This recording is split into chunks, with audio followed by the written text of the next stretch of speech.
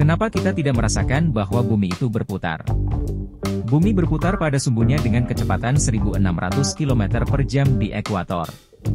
Setiap hari, siang dan malam, namun kita sama sekali tidak merasakan putaran tersebut. Itu bisa terjadi karena kita, dan segalanya termasuk lautan dan atmosfer berputar bersama dengan bumi pada kecepatan yang sama. Namun jika bumi berhenti berputar tiba-tiba, kita akan merasakannya. Jika hal itu terjadi, maka perasaannya bakal mirip dengan ketika kamu menumpang mobil dengan kecepatan cepat. Dan tiba-tiba si sopir mendadak injak rem yang dalam, kita bisa terpental. Jadi, mengapa kita semua tidak merasakan putaran bumi ini? Jawabannya terletak pada sifat gerakan bumi itu sendiri. Bayangkan kita sedang berada di pesawat terbang saat bepergian dengan lancar pada kecepatan konstan, juga ketinggian konstan. Kamu melepas sabuk pengaman untuk berjalan di lorong dan sama sekali tidak merasakan gerakan pesawat.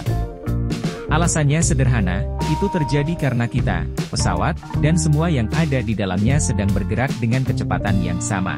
Planet kita menyelesaikan putaran penuh pada sumbunya setiap 23 jam 56 menit. Ia berputar tanpa henti pada laju yang hampir seluruhnya konstan atau sama. Kita semua seisi bumi ini juga bergerak bersamanya. Salah satu cara yang bisa kita lakukan untuk merasakan gerakan adalah dengan merasakan angin di wajah dan tubuh. Tapi, perlu dicatat, atmosfer bumi juga bergerak bersama bumi dengan kecepatan yang sama. Mengapa bumi bisa berputar begitu konstan? Karena tidak ada yang menghentikannya. Putaran konstan bumi membuat nenek moyang kita cukup bingung tentang sifat sebenarnya dari kosmos. Mereka memperhatikan bahwa bintang-bintang, matahari, dan bulan, semua tampak bergerak di atas bumi. Pikiran itu didasarkan mereka tidak bisa merasakan bumi bergerak. Maka secara logis pengamatan ini ditafsirkan bahwa bumi itu diam dan langit bergerak di atas kita. Kemudian tercetus gagasan astronom sekaligus matematikawan Yunani bernama Aristarchus dari Samos, yang mengusulkan model heliosentris pada ratusan tahun sebelum Masehi. Model heliosentris tata surya menempatkan matahari di pusat alam semesta, dan bukan bumi. Kemudian pada abad ke-16 model heliosentris yang diperinci Nicolaus Copernicus mulai dibahas dan dipahami.